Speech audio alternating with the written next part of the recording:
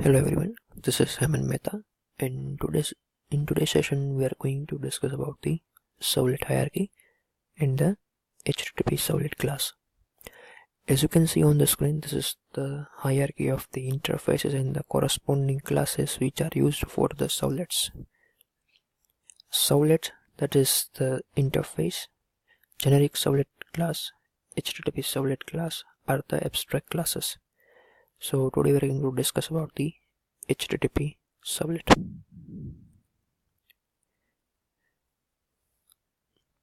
As you can see, this is the HTTP servlet class. This is the abstract class. This is available inside javax servlet.http.http servlet class. Now this class only supports the HTTP type of request. This class is having a few methods. Few of them are listed over here. One of them, that is a doGet method. doGet method is going to accept two arguments. One is a request and second is the response, and they are having of type HTTP servlet request and the HTTP servlet response respectively. So whenever the request by the server, and it is going to call the doGet method in the case of the type of the request if get. Whenever client is made the request, this method will be called by the server and it will allow the servlet to handle the post type of request, that is doGet and doPost. See, this is the hierarchy. In the bottom you are having your servlet, that is your concrete class, where you provide your business logic. If you want to create the servlet, you can override the HTTP servlet, or you can override the generic servlet, or you can implement the servlet interface. If you are going to extend or override the HTTP servlet class, then it implements the doGet and doPost method to handle the request. In the case of generic class, it is going to implement the service method and the init method from the servlet interface. Now we will see a demo program to demonstrating that how to implement the servlet using a HTTP servlet class. As you can see on screen, there is one file is created, namely first servlet.java. This is my first servlet built upon the HTTP servlet class. So this is my concrete class. First servlet extends HTTP servlet. Now, as this is the HTTP servlet, I supposed to define doGet or doPost method. Now doGet method on the line number 18, it is going to accept two objects as argument. One, the request, number two, that is a response, but both are is of type HTTP servlet HTTP servlet request and the HTTP servlet response.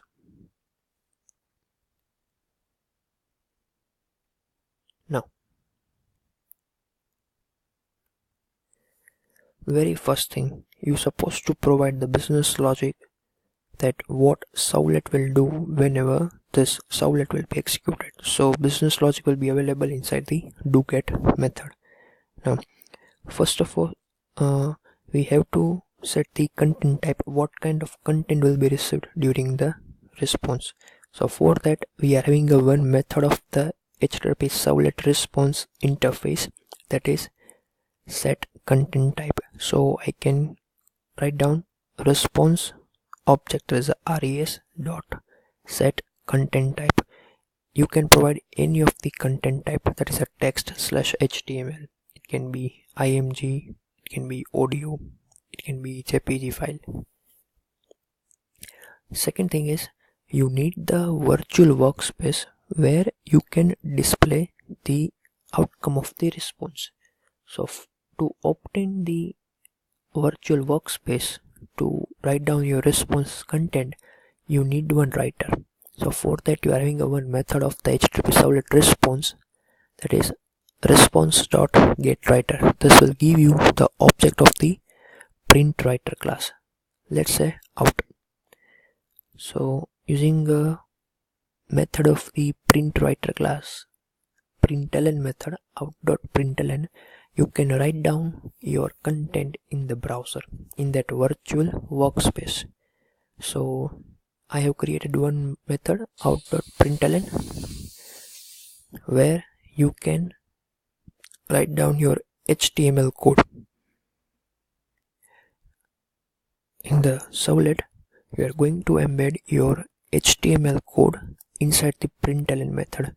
So whenever your println method will be executed, your browser will render this particular HTML code as a part of the response.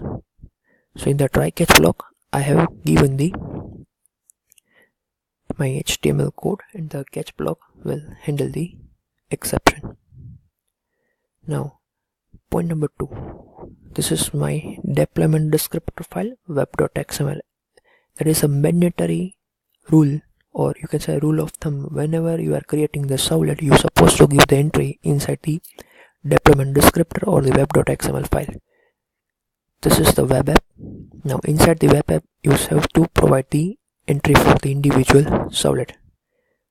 As you are talking about the servlet, the first element would be servlet. In that, you have to provide the servlet name and the servlet class. Servlet name can be anything. Let's say first servlet 11, servlet class, that is a first servlet, servlet class, that is a first servlet. It will be the actual name that you have provided while creating your servlet file, that is a first servlet.java. Now servlet mapping.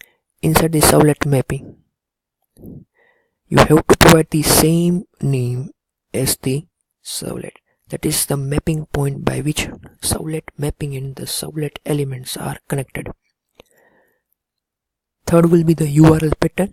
URL pattern will always start with the slash, this one, and in the slash you can provide any alphanumeric string that will be the URL pattern or the publicly visible name for the individual servlet. Special symbols or space is not allowed. The third optional element, that is a welcome file list, and the sub element would be welcome file. Over here you can provide the any file name or the URL pattern of the servlet, so this particular file or the servlet will be invoked automatically as and when the servlet is invoked. So whenever we are requesting for the my first servlet, it is going to look for the URL pattern my first servlet. It will check for the corresponding servlet name inside the servlet mapping. So same servlet name would be checked or the cross verified in the servlet elements. That's a servlet name would be first servlet 11. So both name are matched. So in this manner, it is going to identify the actual servlet class, that is first servlet. So whenever I'm going to run the program, this particular servlet will be loaded from the memory, from the web.xml file, and it is going to load this particular doGet method.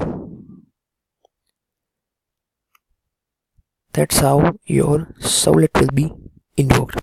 Now let's execute the program.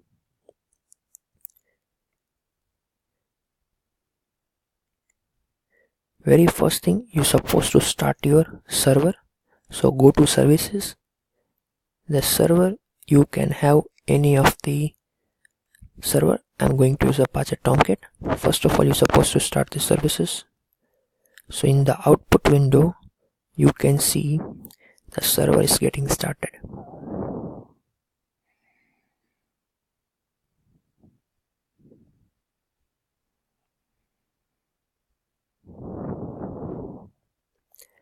Server is started with this milliseconds. Now go to projects, perform the right click, and click on run. Whenever you're going to click on the run, first of all it is going to deploy your project on the web container, and then after it is going to execute. In the case of only deploy option, it is going to deploy your project on the web server. So I'm just going to click on run. So first it will deploy my project on the web server, then it will be executed, and it is going to call the my first Servlet URL pattern.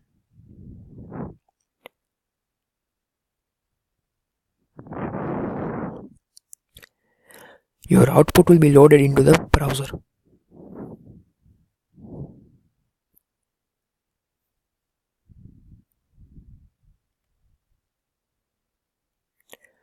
Let's say if you're facing any error, so very basic thing, you just clean and build once again. So it is just remove the any cache copy. New build will be deployed on the web server. So once the build is created, again you can run the project, so it will resolve your error most of the time. So project is deployed, now it is run. See, welcome to first Servlet, and this is the time that we have printed using a date class. This is the code. Also the output is the first Servlet title, welcome to first Servlet. Now over here we have printed the time and the date. That's how the Servlet will be created using a HttpServlet class. Thank you.